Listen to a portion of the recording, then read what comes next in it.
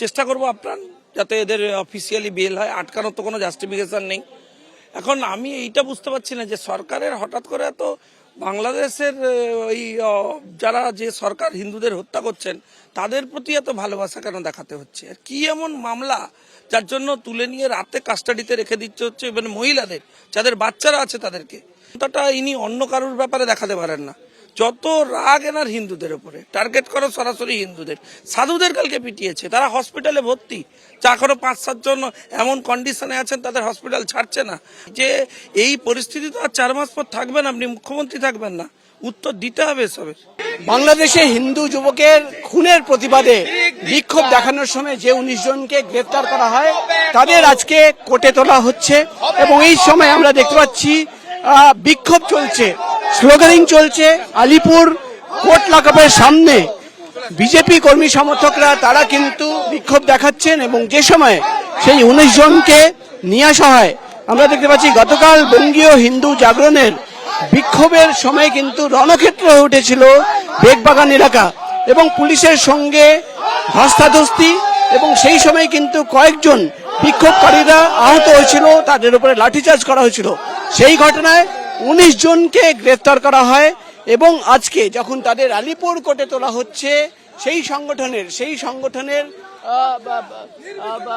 বিভিন্ন সমর্থকরা তারা কিন্তু বিক্ষোভ দেখাচ্ছেন। মমতা সরকার, তৃণমূল সরকার পশ্চিমবঙ্গে যে জেহাদি রাজ্য আরম্ভ করেছে আমরা তার বিরুদ্ধে, আমরা হিন্দুরা আজকে আছে ভেবেছি। আমাদের নিঃশর্ত মুক্তি দিতে হবে। আমাদের 21 জনকে এখনো পর্যন্ত এই কলকাতা পুলিশ নন অ্যাভেলেবল সেকশনে অ্যারেস্ট করে রেখেছে। 18 জন, তার মধ্যে মহিলা আছে, বয়স্ক লোক আছে। কি নির্লজ্জ পুলিশ! 19 জনকে কোর্ট লকআপে তোলা হচ্ছিল। একদিকে যেমন প্রিজন ভ্যানের ভেতর থেকে যাদের গ্রেফতার করা হয়েছে তারা স্লোগান দিচ্ছিলেন এবং বাইরে হিন্দু জাগরণ মঞ্চের যে কর্মী সমর্থকরা তারা কিন্তু বিক্ষোভ দেখাচ্ছিলেন, স্লোগান দিচ্ছিলেন। এই সময় কিন্তু আমরা দেখতে পাচ্ছি ঠিক লকআপের সামনে এখনো কিন্তু বিক্ষোভ চলছে এবং তাদের একটাই দাবি যে নিঃশর্ত তাদের কিন্তু রিলিজ করতে হবে। कैमराय उज्जवलेर संगे प्रकाश सिन्हा, एबीपी आनंद, कोलकाता। आज पश्चिम बंगाल में मां, माटी, मनुष्य तीनों में एक भयंकर गुस्सा है, क्योंकि जहां एक तरफ अपने वोट बैंक को ममता बनर्जी कलकत्ता में सड़कों पर प्रोटेस्ट करने का अधिकार देती है, चक्का जाम करने का अधिकार देती है, वहीं दूसरी तरफ हमारे हिंदू भाई पर, हमारे साधु संतों के ऊपर लाठी चार्ज होता है। ये विडंबना नहीं, ये सबसे बड़ा कम्युनल मॉडल है जो देश में सिर्फ इकलौते राज्य जहां पे ये प्रैक्टिस हो रहा है उसका नाम है पश्चिम बंगाल। क्योंकि ममता बनर्जी की सरकार, कट्टरपंथियों को उन्होंने अपनी सरकार को आउटसोर्स कर दिया है।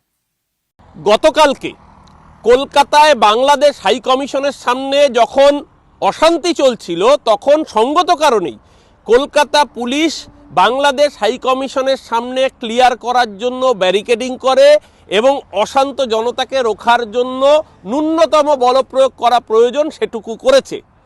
তাতে আজকে দেখলাম বিজেপির কেন্দ্রীয় নেতৃত্ব তারা বড় বড় ডায়লগ দিতে শুরু করলেন। তো আপনার দিল্লি পুলিশ কার? অমিত শাহের। দিল্লির সরকার কার? বিজেপি, রেখা গুপ্ত। কেন্দ্রীয় সরকার কার? আপনার নরেন্দ্র মোদীর। তাহলে দিল্লিতে যখন বাংলাদেশ হাই কমিশনের সামনে এই একই ঘটনা ঘটলো, দিল্লিতে অমিত শাহের পুলিশ ঠিক কি কাজটি করলো? ওই একইভাবে লাঠিচার্জ করে বের করেছে। কারণ মাথায় রাখতে হবে হাই কমিশন, এমবাসি এগুলো আন্তঃরাষ্ট্রীয় সম্পর্কের সাথে জড়িত।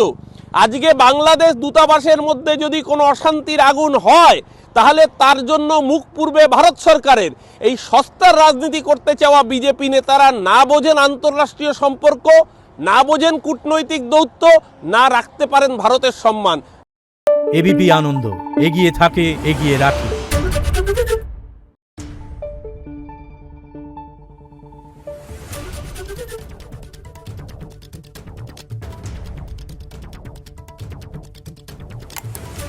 Thank you.